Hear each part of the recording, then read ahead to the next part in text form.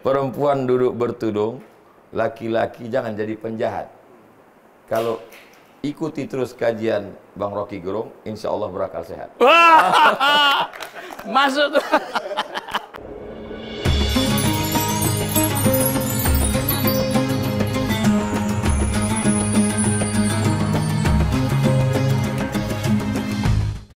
Nah, saya ingin agar supaya terlibatlah dalam politik, tetapi dengan niat yang betul-betul ingin mewujudkan keadilan rakyat. Dan itu dimulai dengan hak pertama, datang ke TPS, pilih seseorang yang betul-betul dari awal kalian tahu, oke, minus malum dia sebetulnya lebih bermutu daripada yang lain.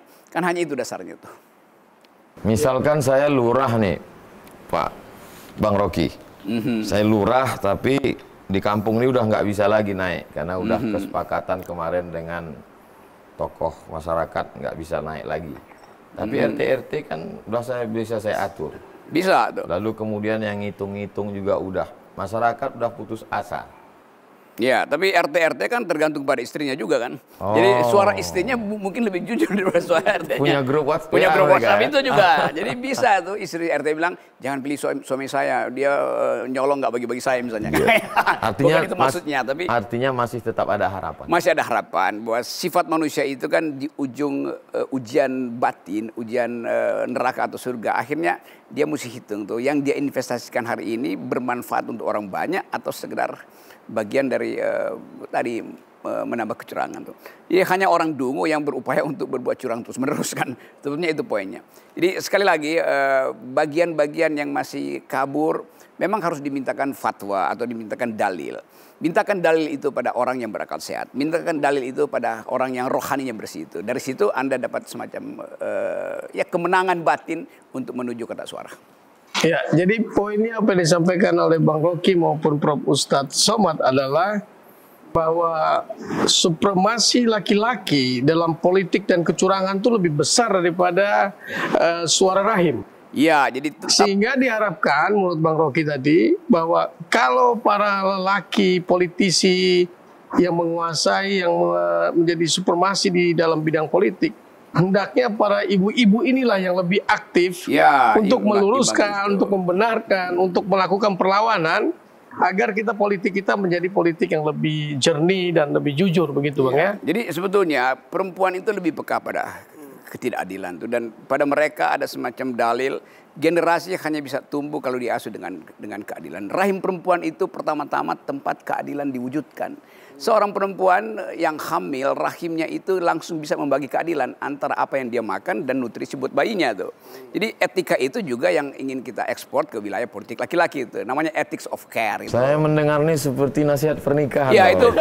Jadi saya ucapkan itu supaya dinasihatkan nanti dalam beberapa bulan lagi buat saya. Berapa bulan lagi? Ada nasihat pernikahan Ustadz Somad. Bang Rocky minum. Oke, coba kita minum kopi dulu nih. Ini kopi artinya komunitas pikiran. Di sini komunitas pikiran. Kita ngopi. Ya, lanjut. Apa poinnya lagi ya? Lanjut tadi. Jadi di rahim wanita itulah tempat awal keadilan. Ya, keadilan itu sebetulnya fasilitasnya diberikan oleh alam semesta, oleh Tuhan, supaya generasi bertumbuh, dan generasinya bertumbuh kalau dimulai dari rahim yang bersih itu, rahim yang adil. Nah, kadangkala rahim itu dirusak oleh kebijakan negara kan. Hak perempuan untuk memperoleh nutrisi misalnya tidak diberikan oleh negara. Itu yang menyebabkan per hari ini stunting di Indonesia itu prevalensinya udah 25%. Artinya dari 4 kelahiran 1 pasti kekurangan nutrisi. Dan itu artinya menghina harkat perempuan untuk mewujudkan generasi. Jadi secara tidak langsung negara itu sebetulnya mengeksploitasi rahim perempuan demi bagian yang bisa dipamerkan sebagai karya laki-laki. Misalnya infrastruktur, IKN itu kan semua karya laki-laki kan. Yang ada hubungannya dengan kekurangan gizi anak-anak tuh. Jadi kita mau ini negara Pancasila, keadilan sosial bagi seluruh rakyat Indonesia tuh. Jadi hak generasi untuk tumbuh secara cerdas itu harus mulai sekarang diajukan sebagai program dari Diki misalnya sebagai caleg. Jadi generasi artinya rahim perempuan harus dapat nutrisi yang bagus supaya tidak kehilangan generasi yang kekurangan IQ. Di Indonesia sekarang IQ kita tuh 70, tinggal 70 basis point. Singapura 115. Bagaimana kita mau berkompetisi dengan Singapura dalam teori bonus demografi kalau sekarang kita nggak supply itu. Apalagi yang tidak hadir saat pembagian itu ya. Apalagi yang tidak hadir saat pembagian otak. Waktu Tuhan bagi-bagi otak ada beberapa orang yang lagi sibuk makan sop dengkul sebetulnya. Jadi dia nggak datang di tempat itu tuh. Ya, jadi sekali lagi bahwa kebetulan DPT kita ini terbesar kalau tidak salah adalah wanita. Wanita dan milenial. Wanita dan milenial. Tapi DPT dan DPS itu pun tidak selamanya juga bisa dipercaya Pak Diki. Karena ada yang mengatakan DPT itu daftar pemilih tuyul. Dan DPS itu daftar pemilih setan. Karena orang yang sudah mati pun ada juga namanya di situ. Tahun 2019 itu banyak sekali kejadian. Ketika ditanya, ini kan udah mati. Iya, tapi dia lupa mengurus surat kematian. Ya, mudah-mudahan tahun 2024 ada Bawaslu, ada independent watch over pemilu bisa mengawasi DPS dan DPT tidak terjadi seperti yang disampaikan oleh Prof. Somad tadi. Dan yang penting lagi adalah bahwa wanita sebagai DPT terbanyak mestinya akan menghasilkan pemilu yang lebih jujur, lebih adil. Karena sebetulnya dari rahim mereka lah awal keadilan, maka dari mereka juga lah hasil pemilu itu menjadi lebih adil dan lebih jujur. Ya, itu poinnya. Ya. Bang Rocky ketika bercerita tentang perempuan menjadi pemantik, pemicu, tiba-tiba pikiran saya mundur ke beberapa tahun sebelum Isa alaihissalam tentang Nabi Ibrahim, Nabi Musa. Ketika itu penasehat Fir'aun, mungkin Watim Fir ya, Dewan Pertimbangan Fir'aun. Mengatakan karena dia ketakutan luar biasa tadi malam bermimpi melihat anak kecil menarik mahkotanya. Ternyata orang yang punya kekuasaan itu penuh dengan ketakutan. Sampai dengan mimpi anak kecil, jangankan ketemu anak kecil, mimpi anak kecil pun takut. Akhirnya tanya kepada semua dewan-dewan surveinya ketika itu, mereka mengatakan lahir anak tahun ini, maka dikatakanlah yuzabbihuna abna'akum wa yastahyuna nisa'akum, musnahkan semua anak laki-laki. Maka ketika itu Allah mengatakan wa auhayna ila ummi Musa, kami kirimkan pesan signal kepada ibu Musa, an ardi'ihi, susukan anakmu. Fa in khifti alaihi, kalau kau takut anakmu kena sembelih, fa alqihi fil yammi, hanyutkan dia ke sungai. Dihanyutkan anak ini ke sungai Nil. Kita tahu kuda Nil, buaya Nil, mengerikan sekali. Oligarki Nil juga. Tapi justru anak kecil itu diselamatkan juga oleh seorang perempuan yang merindukan seorang anak, istri Fir'aun. Perempuan lagi. Cuman waktu itu mereka belum punya grup WA. Ketika mereka melihat ada kotak kecil ditarik, dia sangat senang sekali karena memang dia tidak punya anak. Perempuan itu bernama Asia. Lalu kemudian yang menghanyutkan perempuan, yang mendapatkan juga perempuan, dan anak kecil menangis karena dia tidak bisa menyusu kepada siapapun. Diadakan lomba musabaqah menyusukan anak. Lomba, tidak ada satupun yang bisa mendiamkan. Ternyata yang bisa itu adalah ibu kandungnya sendiri datang ikut menyusukan anaknya. Yang memberitahukan itu kakaknya. Ibunya yang menghanyutkan, istri Firaun yang menemukan, kakaknya yang memberikan alamat, ibunya datang lagi. Dan ketika dia berkonflik dengan Firaun, karena dia keluar dari istana, dia juga diselamatkan oleh anak Shu'aib yang juga perempuan. Lagi-lagi perempuan. Tiba-tiba saya connect, entah kenapa tiba-tiba Bang Rocky bercerita tentang perempuan. Mau saya tambahin tentang satu perempuan? Kita belokkan cerita perempuan ini. Bagaimana Bang Rocky melihat kenapa orang ingin bertahan dengan kekuasaan sampai menghalalkan segala cara, sampai hilang malu, apa sebenarnya yang diinginkan dengan kekuasaan itu? Kepuasan apa? Kan masih ada anggapan bahwa berkuasa itu artinya menguasai semua. Padahal berkuasa itu adalah aspek paling etis dari manusia. Kalau saya ingin berkuasa, saya minta diuji. Jadi kekuasaan itu baru boleh legal atau legitim setelah diuji. Kan sekarang mereka nggak ingin diuji, maka dia beli kekuasaan itu kan. Jadi dari awal moralnya rusak gitu. Dia nggak paham bahwa kekuasaan itu didistribusikan, bukan diakumulasi itu.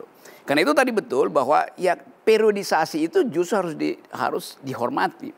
Nah kalau diberi kekuasaan, maksimalkan kekuasaan itu sehabis-habisnya itu.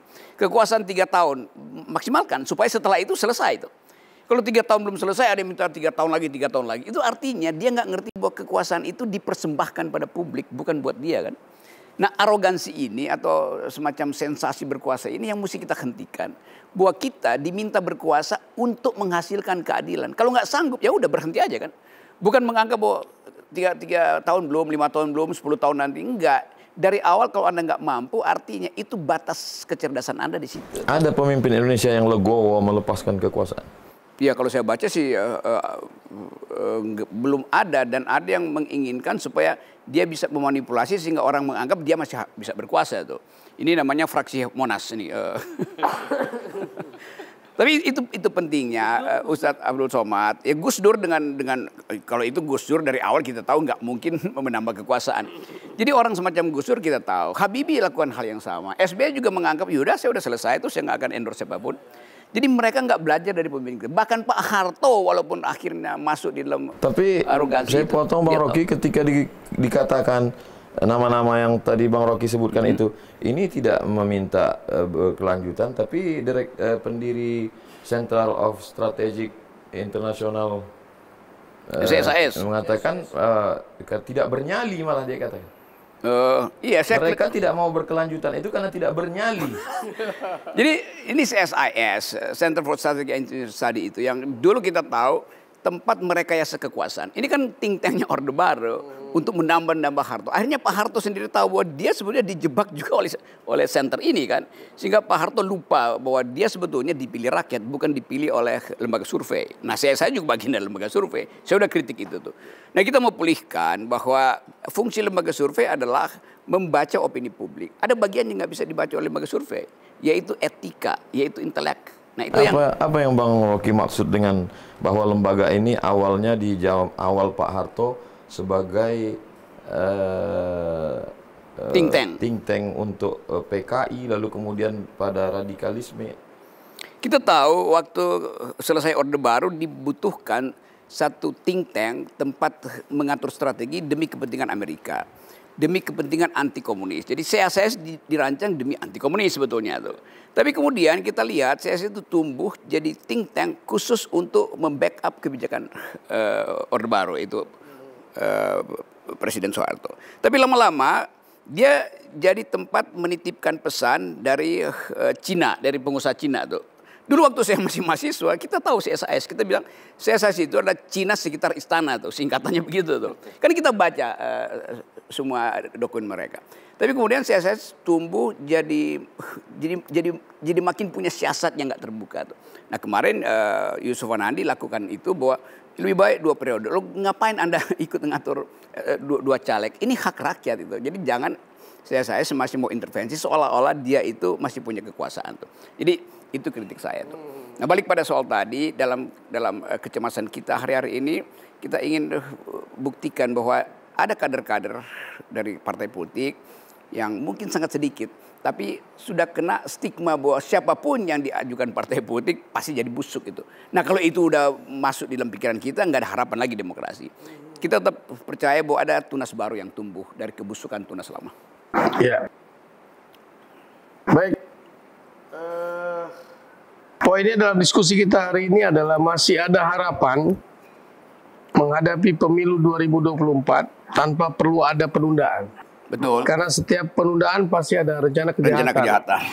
Jadi jangan pernah membiarkan siapapun menunda pemilu, karena pasti dia udah punya rencana jahat buat masyarakat.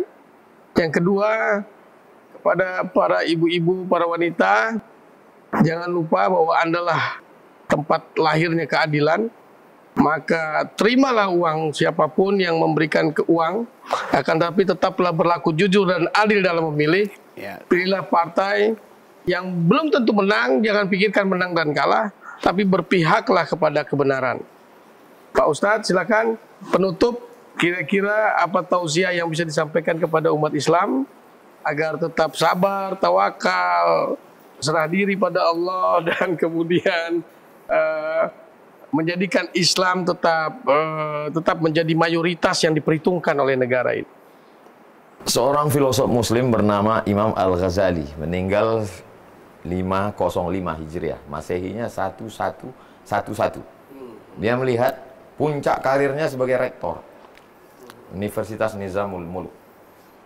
Sampai pada kenyataan dia lihat tongkat di tepi sungai. Tongkat itu kelihatannya bengkok. Yang satu di dalam air, yang satu di atas, bengkok. Setelah ditarik ternyata lurus. Betapa apa yang kita gunakan potensi ini menipu semua. Mata kita tertipu, apalagi tertipu oleh survei yang dananya tidak jelas dari mana kan. Yes. Tertipu semua.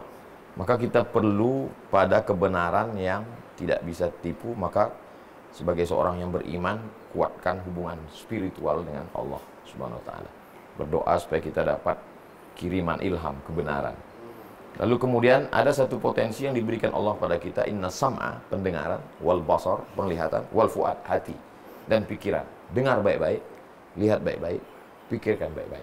Sehingga saat kita memutuskan sesuatu, tidak ada keputusan yang tidak beresiko. Life is take risk. Hidup adalah mengambil resiko. Sehingga kalau kita sudah tahu resikonya, kita menentukan pilihan kita, resiko itu datang, kita tidak stres. Malah kita menikmatinya. Seperti resiko-resiko yang saya rasakan beberapa tahun ini. Kenapa? Karena itu adalah bagian dari satu pilihan. Sehingga kita tidak merasa kelimpungan, kesulitan, keberatan. Kita masih bisa ketawa hari ini. Dari jumpa tadi dengan Bang Rocky, dengan Pak Diki, kita ketawa terus. Dan ketika orang tidak bisa minum kopi pahit karena hidup sudah terlalu pahit, mereka masih bisa menikmati. Jadi jujurlah. Karena kejujuran itu kenikmatan. Kita menikmati hidup. Tidak kelimpungan di tengah kekuasaan, di tengah harta benda. Kalau kata pepatah orang kampung, ayam mati di lumbung padi. Tak bisa kita menikmati padi itu karena susah pikiran kita. Demikian. Baik. Prof? Iya, saya percaya bahwa manusia itu diberi akal yang sempurna dan setara tuh. Karena itu semua kita jadi apa istilahnya, ulil albab. Albab. Tetapi politik merubah ulil albab itu jadi ulil amplop. Nah itu yang mau kita hindari. Tapi saya bersyukur bahwa ada Ustadz Abdul Somad yang terus menuntun bangsa ini dengan kecerdasan kultural. Ada Diki Akmar yang tetap percaya bahwa dia bisa mengubah dari dalam dengan fasilitas kejujuran. Itu sebenarnya penting. Dan semua itu diketahui oleh langit. Inna rabbaka labil mirsad. Itu kira-kira. Dari atas Tuhan memantau kita semua. Jadi betul kan kalimat itu? Tuhan mengawasi kita semua. Jadi itu sebenarnya. Jadi KPU tertinggi ada di langit. Kira-kira itu. Jadi ini kalau saya nggak pakai peci, orang yang ustadznya yang mana? Oke, teman-teman, saya berterima kasih dan di Pekanbaru diterima Abdul Somad. Semoga presiden baru berakal sehat. Assalamualaikum warahmatullahi wabarakatuh. Oke, terima kasih. Demikian bincang-bincang kita di Pekanbaru bersama Profesor Akal Sehat dan Ustadz Akal Sehat. Nampaknya Profesor Akal Sehat kita sudah akan menjadi mu'alaf non syahadat yang sebentar lagi akan berubah menjadi mu'alaf syahadat non syariah. Demikian, terima kasih. Assalamualaikum warahmatullahi wabarakatuh. Di bumi Melayu pantun mesti dibalas. Ya. Pantun mesti dibalas. Silakan, Bro. Perempuan duduk bertudung, laki-laki jangan jadi penjahat. Kalau ikuti terus kajian Bang Rocky Gerung, insya Allah berakal sehat. Masuk. Baik, terima kasih. Baik. Terima kasih para sahabat Ustadz Somad atas perhatiannya. Semoga kita tetap berakal sehat dan nantikan terus episode berikutnya. Assalamualaikum warahmatullahi wabarakatuh.